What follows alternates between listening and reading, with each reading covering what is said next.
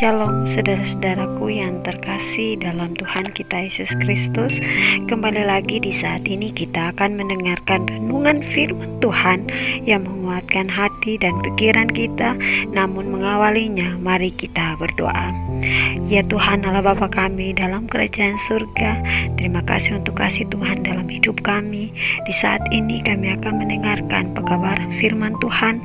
Urapilah kami dengan kuasa Roh Kudus ya Bapa, agar firman yang kami dengarkan ini dapat memberi penguatan, dapat menolong kami, menuntun kami untuk berjalan sesuai dengan kehendak Bapa di surga.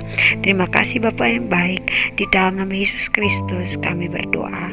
Haleluya, amin. Saudara-saudaraku yang terkasih, judul renungan firman Tuhan di saat ini yaitu kasih sejati. Ayat renungan terambil di dalam kitab 1 Yohanes 3 ayatnya ke-18 yang berbunyi, "Anak-anakku, marilah kita mengasihi bukan dengan perkataan atau dengan lidah, tetapi dengan perbuatan dan dalam kebenaran." Saudara-saudaraku yang terkasih, kasih adalah cinta. Kasih juga berarti sayang, sedangkan karunia adalah pemberian anugerah. Jadi, kasih karunia adalah pemberian cinta yang sangat bernilai. Kasih karunia dari Tuhan adalah suatu pemberian rasa cintanya kepada manusia. Kita sebagai umat-umatnya merupakan suatu hal yang paling berharga di mata Tuhan bila dibandingkan dengan makhluk yang lainnya. Saudara-saudaraku, Alkitab menyatakan bahwa di masa-masa akhir ini kasih dari kebanyakan orang akan menjadi dingin. Kita bisa lihat di dalam kitab Matius 24 ayatnya yang ke-12. Orang-orang tidak lagi mempunyai kepedulian terhadap sesama karena mereka hanya fokus pada hidupnya atau diri sendiri. Kata kasih acap kali hanya sekedar sebuah slogan yang tak berhenti digembar-gemborkan, tetapi tidak memiliki wujud yang nyata. Ada sebuah kalimat bijak yang mengatakan bahwa kasih yang dipendam itu tak lebih dari sebuah kebohongan. Jadi, kasih itu harus diekspresikan dalam sebuah tindakan nyata. Saudara-saudaraku, dalam kehidupan kekristenan, mengasihi itu bukanlah perbuatan pilihan atau perbuatan mana suka yang ditawarkan oleh Tuhan kepada kita, tetapi perbuatan kasih merupakan suatu perbuatan yang wajib, yang harus menjadi bagian dalam kehidupan saudara dan saya.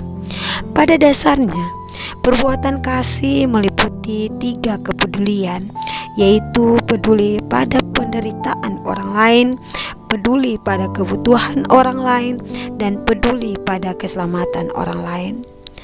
Lantas yang menjadi pertanyaannya sekarang adalah bagaimana seharusnya kita mengekspresikan kasih itu? Ada 2 jawaban yang akan saya uraikan di hari ini. Jawaban yang pertama adalah jangan membalas kejahatan dengan yang jahat.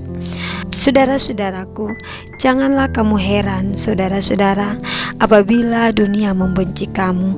Kita tahu bahwa kita sudah berpindah dari dalam maut ke dalam hidup, yaitu karena kita mengasihi saudara kita. Barang siapa tidak mengasihi, ia tetap di dalam maut. Itu merupakan suatu firman Tuhan yang terambil di dalam kitab 1 Yohanes 3 pasalnya pada ayat 13 sampai ayatnya yang ke-14. Saudara-saudaraku, kalau orang dunia berprinsip bahwa pembalasan lebih kejam dari perbuatan, maka firman Tuhan mengajarkan kepada kita supaya jangan ada orang yang membalas jahat dengan jahat, tetapi kita harus mengusahakan senantiasa berbuat yang baik.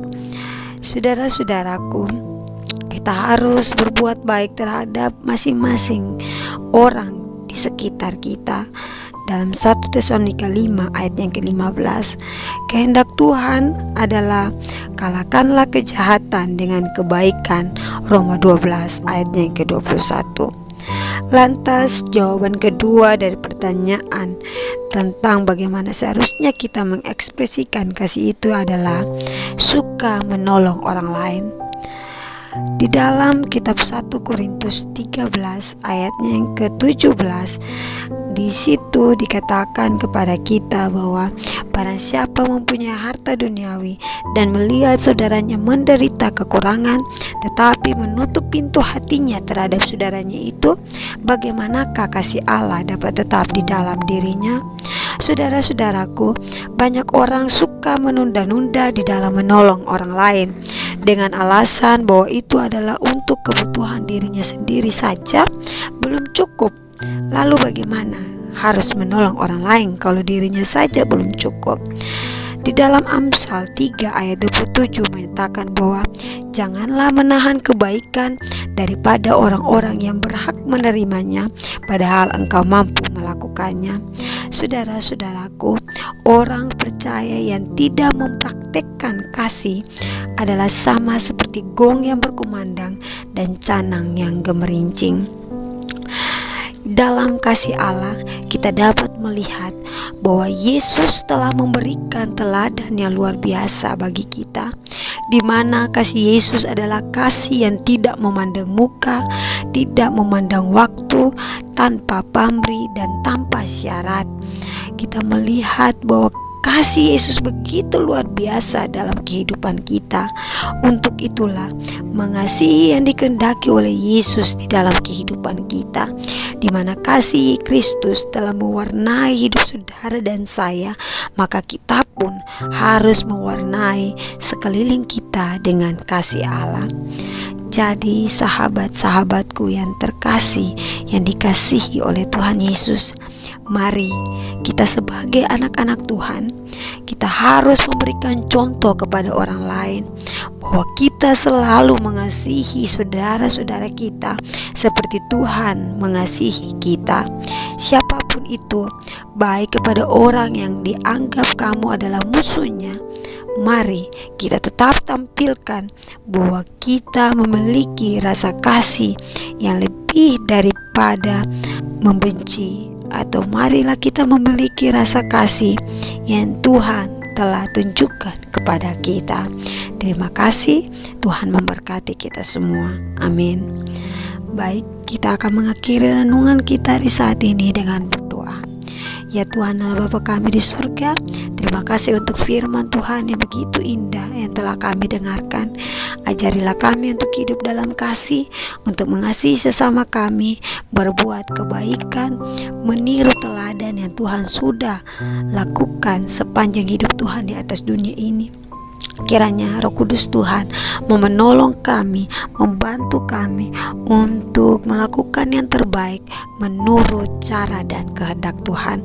Terima kasih Bapa di surga, sempurnakanlah doa kami di saat ini, karena kami berdoa hanya di dalam nama Yesus Kristus, Tuhan dan Juru Selamat kami. Haleluya, amin.